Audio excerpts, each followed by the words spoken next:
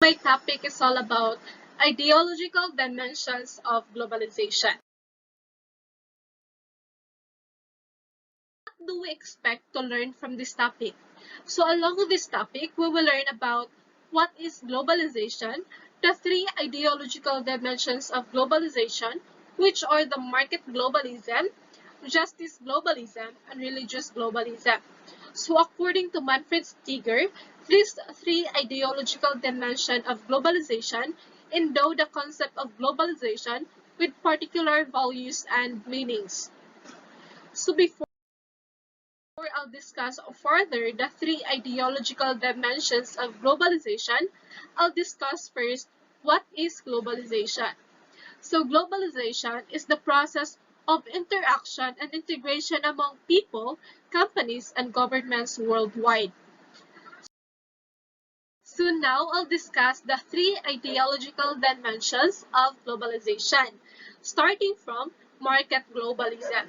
So what really is market globalism? Market globalism seeks to endow globalization with free market norms and neoliberal meaning. So it means market globalism advocates promise a consumerist neoliberal free market world. This ideology is held by many powerful individuals who claim it transmits democracy and benefits everyone, such as the corporate managers, executives of large transnational corporations, corporate lobbyists, high-level military officers, journalists, public relations specialists, intellectuals writing to large audiences, state bureaucrats, and lastly, the politicians. I will discuss about the structure of market globalism that is built around a number of interrelated central claims. So it means that there are a lot of claims regarding market globalism. So the first claim is that globalization is about the liberalization and worldwide integration of markets. So it means that globalization in terms of market is to have unrestricted capital flowing into and out of the country. So generally, it is thought of as a beneficial and desirable process for developing countries. So next, we have that it is powered by neutral techno-economic forces. So from the word itself, it is technology and economic forces. So it means that the market globalism is highly enhanced by interacting with countries that are technologically advanced and economically affluent through exchanging of goods and services. So the next claim we have that the process is inexorable. So what do we mean by inexorable? So it means that unstoppable, impossible to stop or prevent. So the flow of goods and services is unstoppable because the barrier of each country is already melted because we are in a liquidity globalization wherein the barriers of every country is already melted wherein we can interact with each other globally. That the process is leaderless and anonymous. So it means that the process of goods and services is equal. So there's no superiority along countries. So next we have that everyone will be better off in the long run, which means is its goal is to expand economic status of each countries. And then lastly, and that globalization furthers the spread of democracy in the world, which means that democratic globalization supports the extension of political democratization to economic and financial globalization. It is based upon an idea that free international transaction benefit the society as a whole. Now we'll discuss about the second ideological dimensions of globalization, which is justice globalism. So what do we mean by justice globalism?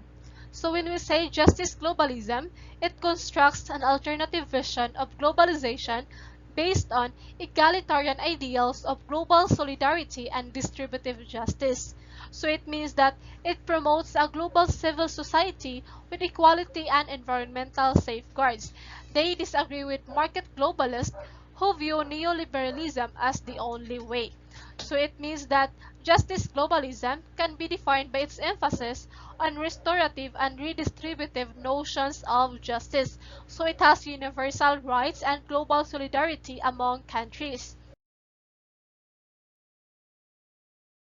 Next, there are also claims regarding justice globalism. First, it articulates that the process of globalization thus further has been powered by corporate interests to the detriment of the vast majority of global population. It also suggests that the process can take different pathways.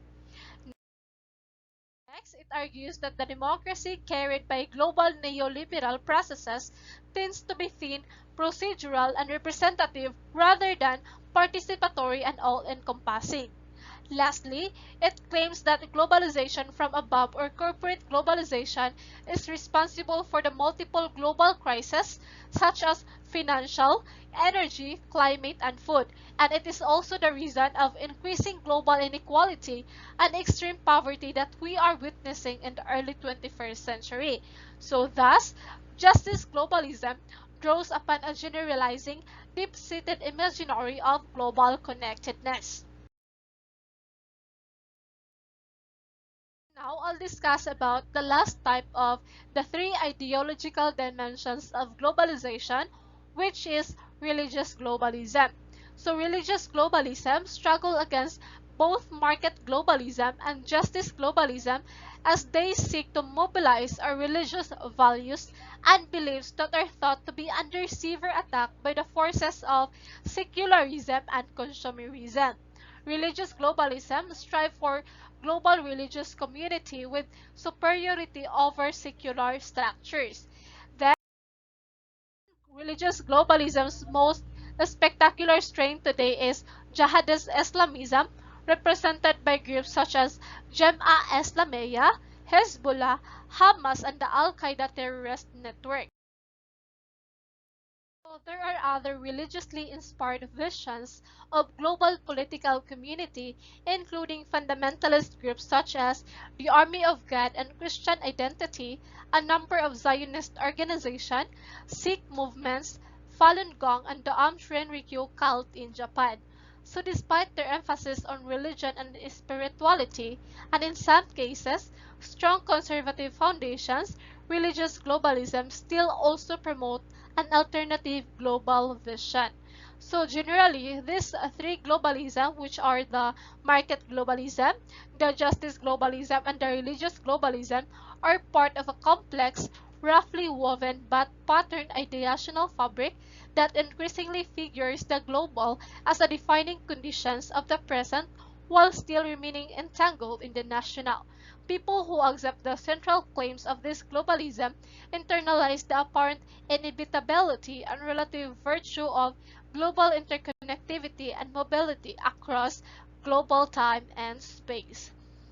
So that ends my video presentation or my report. I hope that you learned something about the ideological dimensions of globalization.